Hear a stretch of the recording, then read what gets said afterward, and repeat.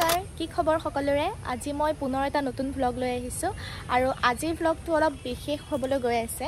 আৰু দেউতা আৰু মই ওলালো এতিয়া মই বানাক্ৰান্ত ৰাইজলৈ মোৰ ফালৰ পৰা সৰুকৈ কিবা এটা লৈ লৈছো আমি গৈ আছো কপিলিপৰীয়া ৰাইজৰ দুৰ্দশা দেখুৱাবলৈ আৰু আমাৰ লগত আছে DY365 ৰ মৃদুস্মিতাবাৰ লগতে তেওঁৰ সহকৰ্মীসকল এইখনি আমাৰ কপিলি দলং যিখন বহুত বেছি ঠেক হোৱাৰ বাবে প্ৰায় যান-বাহন অহা যোৱাত বহুত অসুবিধা হয় দেখিলে নহয় আমাৰে ইমান সময় লাগি গল এইটো এটা পকা ৰাস্তা ধৰিব পাৰিছেনে বাৰু নিশ্চয় নাই পৰা হয়নে কেনে কইনো পাৰিব ৰাস্তাৰ কোনো চিনমকামেই নাই চাৰিওফালে কপিলিৰ পানী বাগৰি আহিছে ৰাইজৰ দুৰ্দশা দেখিছেই নহয় লৰা ছোৱালীৰ স্কুল কলেজলৈ যোৱা ডাঙৰ সকলৰ কৰ্মক্ষেত্ৰলৈ যোৱাৰ পৰা আৰম্ভ কৰি তেখেতসকলৰ নানান বয় বস্তু মূল্যবান সামগ্ৰীৰ লগতে জীৱ জন্তুৰ বহুত অনিষ্ট হোৱা লৈকে কপিলিপৰীয়া ৰাইজ নানান সমস্যাৰ সন্মুখীন হ'ব লগা হৈছে আজি আমি আহিছো সেই দুৰ্ভগীয়া বানাক্ৰান্ত কামপুৰবাসী ৰাইজৰ কিছু কৰুণ দৃশ্য দেখুৱাবলৈ এয়া আজিৰ দৃশ্য নহয় কপিলিপৰীয়া তথা কামপুৰবাসী ৰাইজে প্ৰায়ে বাৰে এনে দুৰ্ভগীয়া পৰিস্থিতিৰ সন্মুখীন হৈ আহিছে কিন্তু কিহৰ বাবে আমাৰ এই সমস্যাৰ কেতিয়াবা সমাধান হ'বনে এয়া আমাৰ কামপুৰৰ দশা গোটেই ঘৰে ঘৰে পানী বাকিখিনি বাৰু মই দেখাই গৈ আছো চাই থাকক আহকচোন এতিয়া আমি কামপুৰৰ অন্য এঠাইলৈ যাওঁ তাৰ আগতে আমি সকলোৱে একাপ চাহ খাই ললো আৰু এয়া দেখিছেনে নিজৰ মৰমৰ ঘৰখন ডুব যোৱাৰ ফলত কেনেকৈ ৰাস্তাৰ কাষত অস্থায়ীভাৱে ঘৰ সাজি বসবাস কৰি আছে সঁচাই বহুত দুখ লগা দৃশ্য তেখেতসকলৰ চকুত মাত্ৰ এটাই আশা কেতিয়া পানী শুকাব আৰু কেতিয়া এটা ভাল পৰিস্থিতি আহিব আহকচোন তেখেতসকলৰ মুখৰ পৰাই শুনো অলপ দিনৰ আগত এটা সোমাই গৈছে আকৌ তেনেকৈ চিধি পাতি পেলাই গৈ ঘৰ পাইছোঁগৈ ঘৰ পাই আকৌ দুটা দিন গৈছোঁ আকৌ সোমাইছে পানী আকৌ আহিছোঁ আমাৰ ঘৰ এইডোখৰতে আছে আপোনালোকে এনেকৈ ৰাস্তাত ঘৰ নিজে পাতি লৈছে চৰকাৰে দিছে নেকি নাই একো চৰকাৰে দিয়া নাই এতিয়া মোৰ পাছফালে দেখিছে আমাৰ কামপুৰবাসীৰ অৱস্থা চবেই সকলোৱে শিবিৰ পাতি থাকিব লগাত পৰিছে ঘৰ এৰি থৈ আহি পেলাই ইয়াৰ ৰাস্তাৰ মাজতে শিবিৰ পাতি থাকিব লগাত পৰিছে সেইকাৰণে মই ভাবিছোঁ কি যিহেতু এতিয়া আন্ধাৰ হোৱাৰ পিছত লাইট চাইটৰো সুবিধা নাই পোহৰটো লাগিব যিহেতু ৰাস্তাতে থাকিব লগাত পৰিছে সেয়ে মই ভাবিছোঁ কি মইতো বেছি একো কৰিব নোৱাৰোঁ মোৰ ফালৰ পৰা তেখেতসকলক অলপ পোহৰৰ ব্যৱস্থা কৰি দিওঁ সেইবাবে মম লৈ আহিছোঁ আৰু তাকে দিওঁ আপোনালোকেও যদি পাৰে সহায় কৰিবহি কাৰণ এখেতসকল বহুত বেছি কষ্টত আছে এই ভিডিঅ'টোৰ দ্বাৰা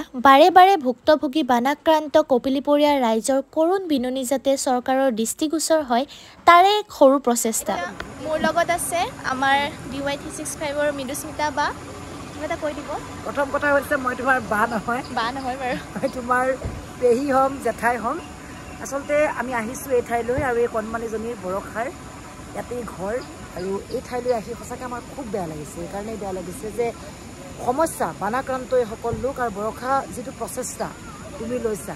এই ঠাইলৈ তুমিও আমাৰ লগে আহিছা তুমিও চেষ্টা কৰিছা তেওঁলোকৰ দুখবোৰ কেমেৰাত আবদ্ধ কৰিবলৈ আৰু এই চেষ্টাৰ একমাত্ৰ কাৰণটোৱে হৈছে যে চৰকাৰৰ ওচৰলৈ প্ৰশাসনৰ ওচৰলৈ বিষয়টো লৈ যোৱা দৃষ্টিগোচৰ কৰা আৰু নৱপ্ৰজন্মৰ এইসকলৰ যি চেষ্টা বৰষা এটা দৃষ্টান্তহে এনেকুৱা বহু কণমানি আচলতে আমাৰ কাৰণে একেবাৰে কণমানি নৱপ্ৰজন্মই চেষ্টা কৰিছে আৰু তেওঁলোকৰ মনৰ যিটো আৱেগ এই আৱেগটোক আপোনালোকে গুৰুত্ব দিয়ক এই সমস্যাৰ সমাধান খাদ্যৰ নাটনিৰ পৰিস্থিতিত বিকল্প হিচাপে হাতত লৈছে মাছ ধৰাৰ প্ৰচেষ্টা এই বছৰত এইবাৰৰ সৈতে দুবাৰকৈ বানপানী হ'ল প্ৰথমবাৰৰ পানী যেনে তেনে শুকাই কৰি মানুহ শিবিৰৰ পৰা ঘৰ পাইছিলহে পুনৰ কপিলি বাগৰি আহিল গাড়ীখন দেখিছেনে ইমান বেয়াকৈ ফচি গ'ল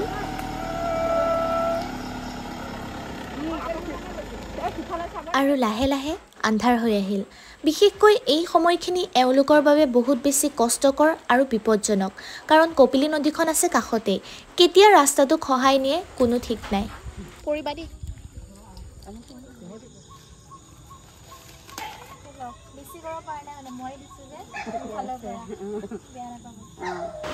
যিহেতু চাৰিওফালে পানী কাৰেণ্ট নাই কাৰোবাৰ ঘৰত চ'লাৰ লাইট আছে কাৰোবাৰ নাই চ'লাৰ লাইট থাকিলেওনো কি হ'ব খন্তেক সময়ৰ পিছত সি আকৌ আন্ধাৰতেই থাকিব লগাত পৰে সেয়েহে মই মোৰ ফালৰ পৰা কিছু সময়ৰ বাবে হ'লেও অকণমান পোহৰৰ যোগান ধৰিবলৈ চেষ্টা কৰিছোঁ কিছু দৃশ্য দেখি মোৰ আৰু বেছি বেয়া লাগিছে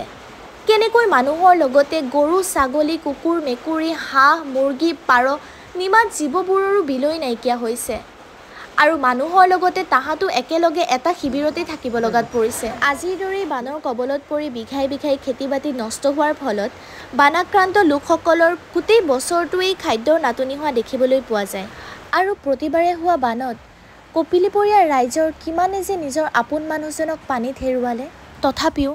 আজিও এই সমস্যাৰ সমাধান কিয় নোলাল? এওঁলোকৰ কেৱল এটাই আপত্তি, নিৰ্বাচনৰ সময়ত ডাঙৰ ডাঙৰ কথা কয়, কিন্তু কপিলীপৰীয়াৰ ৰাইজৰ পৰা বানপানীৰ এই সমস্যাটো সমাধান কৰাৰ দূৰৰে কথা, বানৰ সময়ত চৰকাৰৰ সহায়ৰ হাত এখেতসকলে আগতেও পোৱা নাছিল আৰু আজিৰ তাৰিখতো পোৱা নাই। এনেকৈ হ'লে এই দুৰ্ভগীয়া লোকসকলৰ কি অৱস্থা হ'ব? প্ৰশ্নটো আগবঢ়ালোঁ আপোনালোকলৈ। ইয়াতে এনেকৈ মানুহবোৰৰ মানে বহুত কষ্ট হৈছে, যিহেতু পানীৰ কাৰণে মানুহবোৰে শিবিৰ পাতি থাকিব লগাত পৰিছে। সেয়ে আশা কৰিছোঁ যে আপোনালোকেও যিমান পাৰে এখেতসকলক সহায় কৰক, তেতিয়া এখেতসকলৰ অলপ সুবিধা হ'ব, যিহেতু এতিয়া নিজৰ ঘৰত নাই, ইয়াতে মানে অ'ত ত'ত শিবিৰ পাতি থাকিব লগাত পৰা নিচিনা হৈছে। আহি থাকক।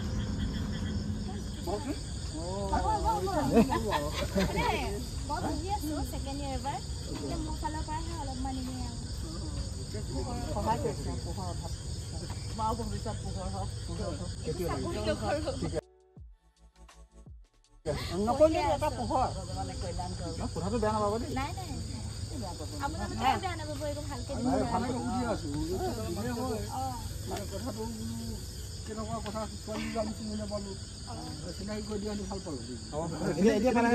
এয়া মৃদুস্মিতা বা দেউতা আৰু তেওঁৰ সহকৰ্মীসকলে নিউজৰ বাবে কিছু বাইট লৈ আছে। বানপানীৰ সময়ত সাংবাদিকসকলৰো দায়িত্ব বহুত গধুৰ হৈ যায়। দিন ৰাতি একাকাৰ কৰি ঘৰৰ কথা নাভাবি, নিজৰ কথা নাভাবি কৰ্তব্য পালন কৰাত লাগে।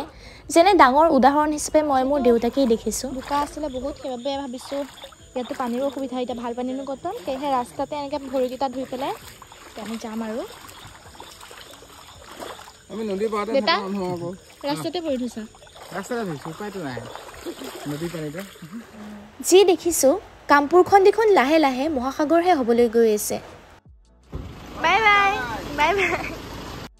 এতিয়া মৃদুস্মিতা বাহঁতকো বাই বাই টাটা কৰি বিদায় দি আমি ঘৰলৈ আহিলোঁ। তো এতিয়া মই ঘৰ আহি পালোহি, মানে পাম আৰু।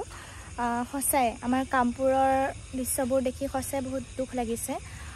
মানুহবোৰৰ বহুত বেয়া অৱস্থা হৈ গৈছে, কাৰণ এনেকৈ নিজৰ ঘৰখন, নিজৰ আপোন ঘৰখন এৰি পেলাই এনেকৈ ৰাস্তাত শিবিৰ পাতি বাস কৰিব লগাত পৰিছে। তেখেতসকলে কৈছে যে তেখেতসকলে বোলে দিনতেই ৰাতিৰ ভাতকেইটা বনাই থয়, যিহেতু ৰাতি ভাত বনালে লাইটৰ পোহৰত বা মমৰ পোহৰত পোক পতংগবোৰ আহে, অশান্তি কৰে, সেয়েহে দিনতে বনাই থয় আৰু আঁঠুৱাৰ ভিতৰতে বোলে থাকে। বস্তু বাহনি ঘৰৰ বহুত অনিষ্ট হৈছে। তো সঁচাই দেখি বহুত বেছি দুখ লাগিছে। মই মোৰ ফালৰ পৰানো কি কৰিম, মইতো চাকৰি নকৰোঁ, সেইবাবে মোৰ মনটো ডাঙৰ, কিন্তু মই দিবলৈ মোৰ সিমানখিনি সাৰ্থকতা নাই। তো আশা কৰিছোঁ সকলোৱে যাতে আপোনালোকেও পাৰিলে আমাৰ কামপুৰবাসীলৈ কিছু সহায়ৰ হাত আগবঢ়ায়। তো আজিৰ ব্লগটো ইমান, ধন্যবাদ।